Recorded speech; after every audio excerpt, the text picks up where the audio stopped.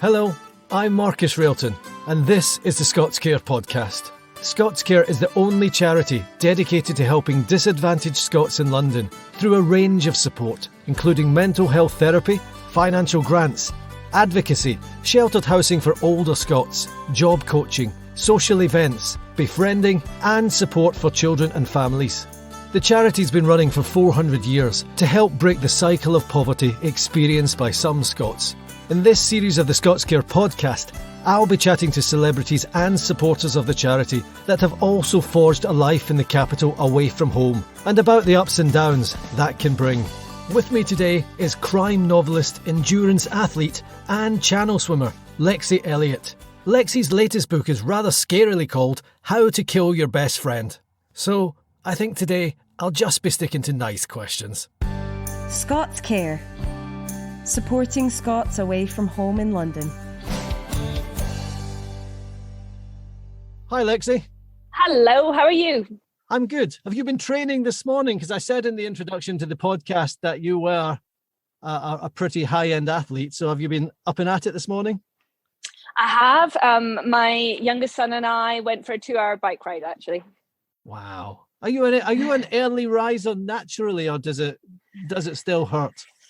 It does still hurt a little, but I feel so annoyed with myself if I let the day get away with me. And if you push your exercise to the evening, quite often something gets in the way. So I do try and get it done in the morning. Let's get the book bit out of the way so then I can get to talking about you. I love the title of your new book, How to Kill Your Best Friend. And I think it just jumps off the shelf. Did you think that idea up? Was that yours? It was actually. It's the first title that I've ever come up with that stuck. And in fact, for this novel, the title was the first thing that came to me.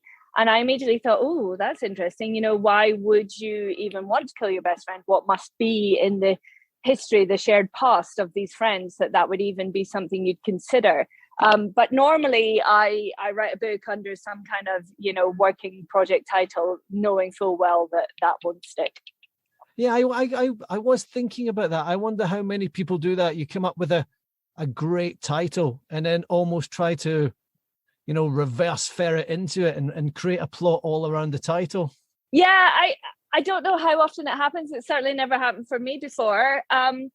It's just a jumping off point, I suppose, that intrigues you. And then all the other things that you normally do, like ordinarily I would start with a setting and an atmosphere that intrigues me, and in some way I want to explore a little more, and then the cast of characters come to me. And all of that happened after I'd come with the title. So the normal process did kind of resume. It's just that the title seemed to jump ahead of its usual place. A friend of mine used to work for one of the Red Tops. I can't remember if it was a Sun or the Mirror. And he said they used to have regular brainstorm meetings where they would think up headlines for stuff that hadn't even happened yet. Yeah, I heard that. I mean, there's that famous one about Ali McCoist, isn't there? Like, Super Ali goes ballistic, Celtic were atrocious, or something like that. Oh, it was about Caledonian Thistle. Super Cali went ballistic, Celtic were atrocious. So they had it in mind, I hear, for Ali McCoist, and then they realised that they could repurpose it, and when events transpired as they did. So it's an interesting way to do the news, that's for sure. I know, yeah. I don't think it's the best way, maybe. Yeah. Does your husband contribute to your ideas and your plots? No, but I do occasionally ask him about legal angles because he is a lawyer. So the missing years particularly had a couple of technical points of law, which turned out were different in Scotland anyway. But I just talked to him about, well, how would that work? And, that gave me a bit of background to go and research it a bit further. Christopher Brookmeyer came on the podcast recently and he was talking about how he writes. And I said, do you have to have a certain setup, because we started speaking about how I'd taken the kids to the Roald Dahl house and looked at how Roald Dahl wrote. And you thought, wow, what this man achieved in a ratty old armchair with this board across his knees. And I said, do you need something like that, Christopher? And he said, no, I can write anywhere, but what I have to do is walk. I have to be able to get out and walk. And then he takes a tape recorder or a phone with him, and then he kind of transcribes the idea once he gets back. Do you have a process that works for you? Well, before the pandemic, I never wrote at home because I would just find anything to distract me. I mean, it's amazing how interesting doing the laundry seems when you're trying to avoid writing. So I would go and write in a cafe, often actually at my local leisure club, so that I would have coffee on tap if I needed it, and I could just sit down and crack on. And then, of course, the pandemic happened, and I realized I was never going to write another word if I didn't figure out how to write at home. So I got pretty good at it. And now I would say I really can write just about anywhere. I probably spend 50% of my time writing at home, 50% elsewhere. Sometimes a change of scene is needed just to break up the day and to give you some fresh ideas. But I do something like Christopher, I do find that when I'm stuck, what works for me is to go for a run or go for a swim and just give your brain a chance to, I don't know, get wiped clean by the cardio and maybe come up with a fresh angle on things. But I don't ever use a voice recorder or anything. That's not a process that I use. Well, do you know what? I find it quite heartening that you say you get distracted, because I get terribly distracted. I get distracted, when I'm doing it, even when I'm prepping to talk to you on the podcast. And I'm interested in it. I am, and I really look forward to speaking to you. But suddenly, I do have to empty the dishwasher, and I'll have another cup of tea, or I'll put the washing out the back. So I think when I was reading about you, and I was thinking, my goodness, this is such a disciplined woman. To find that you are human as well, and you want to maybe put the laundry on is super. I think it's heartening for us average mortals. Well, I think most of life is about trying to work out what works best for you, isn't it? About what your process is to get the most out of yourself. And, sometimes that means accepting that, yeah, you probably will go and put the laundry on. And sometimes that's accepting that, if you have something on in the evening that you're looking forward to going to, then give yourself a word target, and you have to hit that word target before you can go and do this other thing. Those little micro deadlines can be quite helpful. Where's your accent from, Lexie? Where were you brought up? About 20 miles north of Stirling. Oh, right. Oh, okay. Oh, that's interesting. Yeah, because I was thinking you sometimes sound slightly Glaswegian, but did you go to the same school as Andy Murray? For high school, yes. Ah, that's a pretty good alumni, you and Andy Murray. Yes. People always say, if I had nothing else to do, all I had to do was write a book, I could write a book. But you wrote a book while bringing up 2 kids and having another job. Is that not just too much?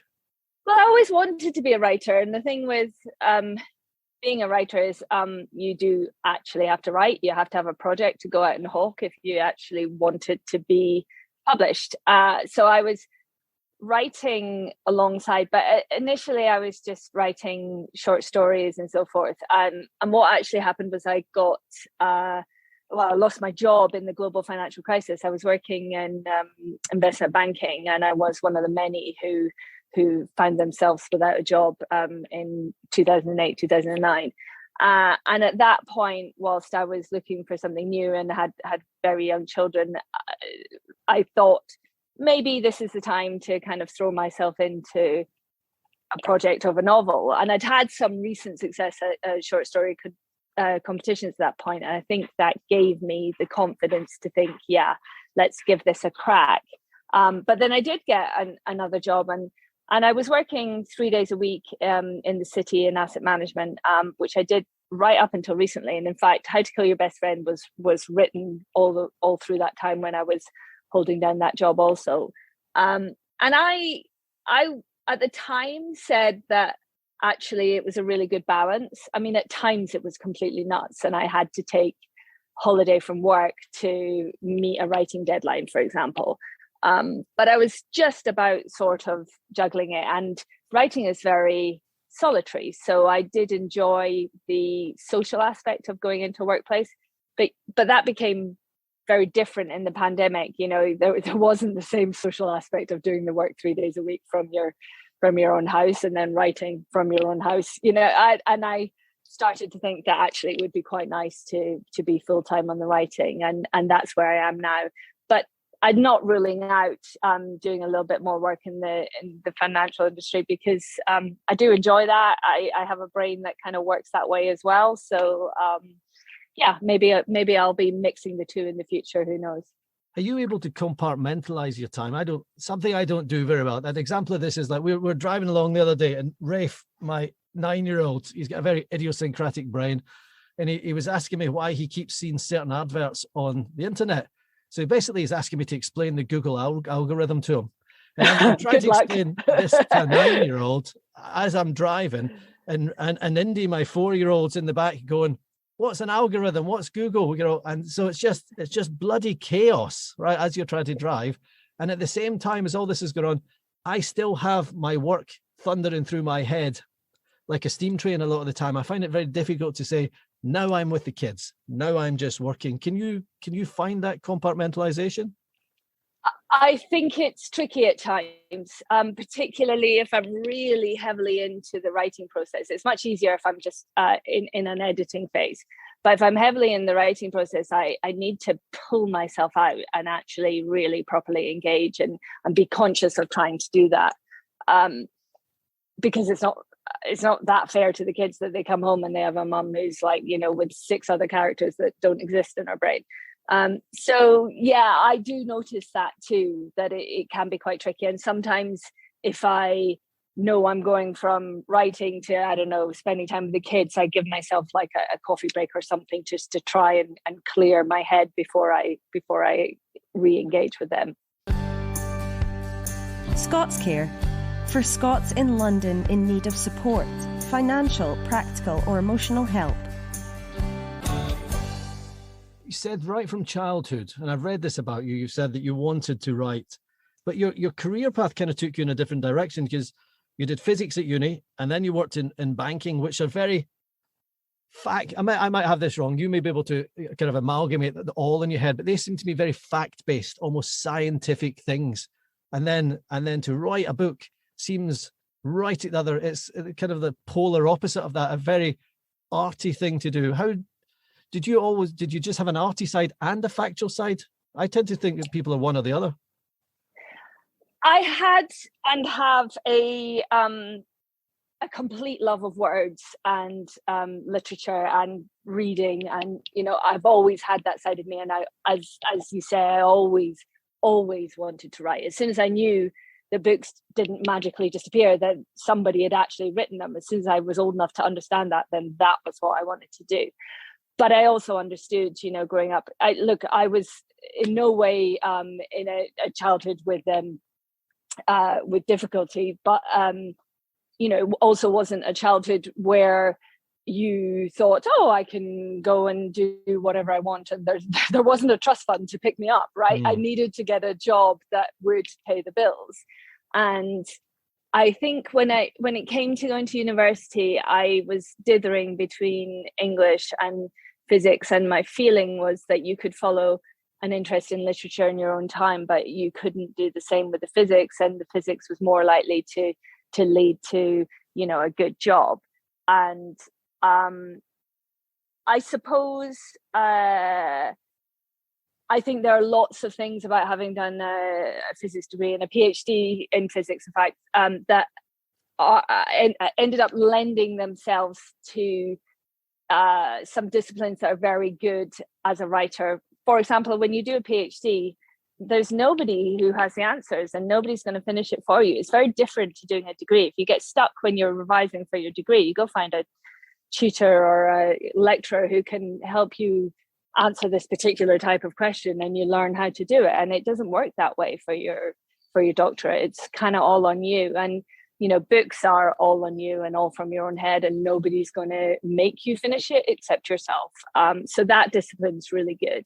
And also I think there's a certain structure to writing a novel that really hangs together, and again, a discipline to thinking that through and holding it all in your head. And I don't think that's so very different to some of the things I learned through coding and financial modeling and that side of things. And I think that my career in the financial industry taught me to be professional, and that translates very well across to the writing, because at the end of the day, your publishing editor wants you to deliver things on time. They want you to be polite. They want you to take criticism and see how you can better your product, and they want to go home on time and see their own family and not be stuck in the office because an egotistical author couldn't deliver, So I think it helps that I learned how to be very professional. Where does the drive come from, Lexie? Is it from your parents? Because when you look at you, and I'm sure, like all of us, you're just human and you have your wobbly moments, but have you always been so driven? Was that your parents? Because when I look at you and I read about you, you've run marathons, you've run ultramarathons, you've swam, or is it swum, the channel, which I want to come back to. But that's extraordinary. These are extraordinary achievements. Me just think I can't even go to the gym in the evening. I'd rather pour a glass of red wine and binge watch Netflix. So where does your drive that keeps you moving forward?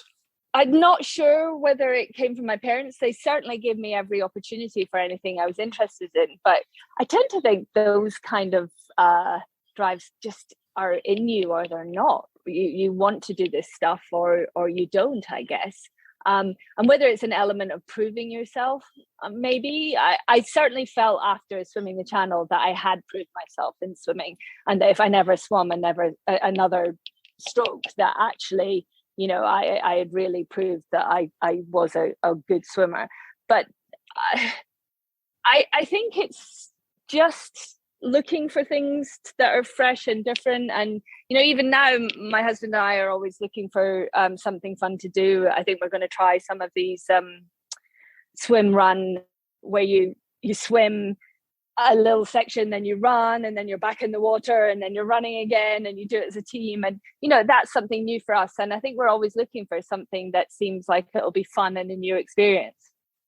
Now, you don't get to your level of success without stumbling. How do you shake off the black dogs or the failures when you're saying, I want to swim the channel, or I want to run this marathon? You don't just get up and run it. You must have bad days as well as good, and possibly as many bad days where you don't feel it. Yeah, you really do. And I think that's part of the discipline of it, to keep moving forward and not let them derail you, because you certainly do have bad days and you doubt yourself. With time, you perhaps learn to trust the body of work that you've done better, and that applies to the writing too. The fourth book, I'm not going to say it was easier to write, but I had more faith maybe that I would get to the end and that I would get over any of the obstacles and stumbling blocks along the way. And then the other thing about me and the sporting stuff, I would say, is that actually I'm one of those people who enjoys the training. Whereas some people just enjoy racing and competing, I actually do enjoy the training, and I enjoy the feeling of a long run, both during, maybe not immediately, it probably takes a good 20 minutes to get into it, but I enjoy the experience and I enjoy how I feel after it. And all of that just becomes, a virtuous cycle, I guess, to tell you the next time you don't feel like doing it, you're like, come on, get out the door, you'll be fine, Do you ever meditate? Duncan Powell and I, the Star Wars actor, were talking on the podcast, and he said meditation has kind of changed his life. It allowed him to kind of calm his head a bit. Or is that what the running does for you when you're just pounding the miles? Yeah, I think that's what any kind of, long cardio does for me. And meditation, good luck to all of those for whom it works for. And, that's great that they find something, and it just doesn't seem to be for me. I read a quote which I really liked that you said. You said, people in your life are what make it worth living. If you don't mind me asking, did this philosophy come sharply into focus after your mum passed away in 2020? I think it probably was more kind of birth of my kids, where that becomes very much the thing, and you realize, these little creatures are just amazing, and they really are what makes your life. My mum passing away, it was such a long process. I mean, Alzheimer's is such a cruel disease, and it certainly doesn't strike swiftly or suddenly. So I feel like that was a series of small goodbyes, if you want to put it that way, for a very long period of time. So there weren't any stark realizations along the way with that. And did that coincide, Lexie, did that coincide with COVID? Did that make it even more difficult?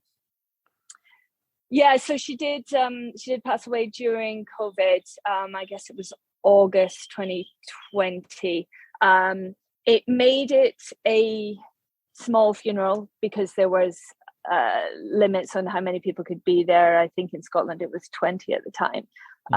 Having said that, that made it a really close, really just a very close family and very close friends type of funeral, which was wonderful too. But having said that, my mum had been such a vivacious, sociable woman. She'd taught for years. There would have been lots of people at her funeral had it been able to be, you know, a big event. And I was sad about that, but also I was pleased that I was able to have a proper chat with everybody who was able to attend. And it was quite a nice goodbye. I think funerals can be desperately sad if it's a real surprise. And my mum's death shouldn't have been a shock when it happened, but somehow these things always are a little. But yeah, as I say, I'd had many years to expect it to happen. And it was really nice to have a coming together of the people that meant the most to her. Yeah, my mum passed away in 2012, and then my dad passed away in April 2020 during the COVID thing. And that was difficult because we couldn't at that point even have a funeral. We had to have an unattended service, and, you know, and I didn't see him before. But, you know, and so at days I still feel very overwhelmed by it. But if I try and take a positive from it, is that did connect me more to my kids. It kind of made me think about my mortality more, and I tend to get caught up in work. And so it did allow me to go back to that word I said earlier, compartmentalize a bit. And that's why your quote kind of struck me a little bit. People in your life are what make it worth living. And what I've been trying to do is I didn't spend much time with my extended family. Do you have extended family? The closest family is obviously the four of us, my husband and the two kids. And we see my sister, who's a little older than me, but has three-year-old twins. And we try and see her as often as we can. We try and see my dad. Matt's parents live not terribly far away from us in southwest London, and his brother and his wife and their two kids are not terribly far away. And those are the people that we mainly see. There's my nana lives in Birmingham, and it's actually been more difficult to go and see her through obviously the pandemic, when you're trying not to drag COVID into, you know, a woman in her, I'm sure she wouldn't like me saying her age, but, you know, she's not too far from the Queen's age. You know, and I wanted to go and see her just recently, but one of the boys had a cold, and you're just, I can't do it. I can't take, you know, anyone who's sick to go and see my nana, so that becomes more difficult. But yeah, we do try and see family as much as possible. There's always so much going on, and you do have to really work hard to find time to put it in the diaries to make sure it happens, I think. Otherwise, you know, time just races away from you. Yeah. But I'm sorry you didn't manage to have a funeral. That must have been very sad. Did you manage to do anything a little bit later? Or yeah, we went back to Scotland, and we planted a tree in the garden here, just outside London, and we planted a tree in the crematorium. And so do you know what the strange thing is? I now probably go back to Glasgow more since my dad passed away than I did when I used to speak to him every day on the phone. But so I've almost felt like a reconnection with Scotland, and trying to get back more. Yeah. and I tried to take my kids back more and say, look, because my kids live just outside London, they've got loads of cousins that live just outside Glasgow, and saying, no, these people are your family, you know, let's try and make an effort. But as you say, the time, and then mobilizing the families, like mobilizing an army, and then you have to remortgage the house to do it, and it's so we do what we can. Yeah, I think that's right. Everybody does what they can. I mean, I'm very conscious that my sister's twins, like my boys, are the only cousins they're ever going to have, and it's really, really important that there's a connection there. And I'm just like with you, I feel like that makes us really put it in the diary. We must go. But I love taking the boys up to Scotland, and my youngest particularly is so taken with it. I mean, he's trying to work out if he could go to university in Scotland and if he could live there. He just really adores the countryside and the people, and feels very at home there. So I wouldn't be at all surprised if he ends up living in Scotland. My 9-year-old Rafe thinks he can do a Scottish accent, and I think he sounds like an American leprechaun. And he's going, but Dad, it's good. You're like, no, it's really, really bad. ScotsCare, helping to break the cycle of deprivation for Scots in London. Swimming the Channel, which phenomenal achievement. Can I just ask, I know you did it. Let's go away from the athletic prowess it took to do it. Were you scared? I was scared before I did it of the just size of the challenge and the mountain that I had to climb, basically. I wasn't scared during it. I think once you're in a thing, you just kind of crack on.